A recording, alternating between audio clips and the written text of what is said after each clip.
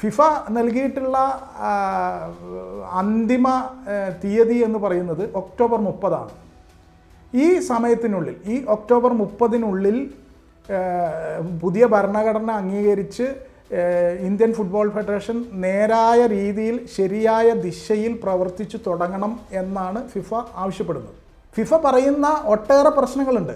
ഒന്നാമത്, ഇന്ത്യയിൽ football federation ശരിയായ രീതിയിലല്ല, പ്രവർത്തനത്തിൽ പലപ്പോഴും വീഴ്ചകൾ വരുത്തുന്നു എന്ന് ഫിഫ ചൂണ്ടിക്കാട്ടുന്നുണ്ട്.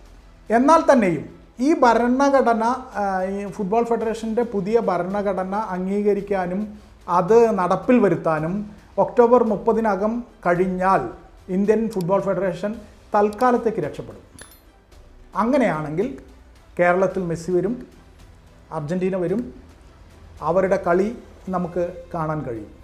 അതല്ലെങ്കിൽ വലിയ ബുദ്ധിമുട്ടാണ് കാര്യങ്ങൾ.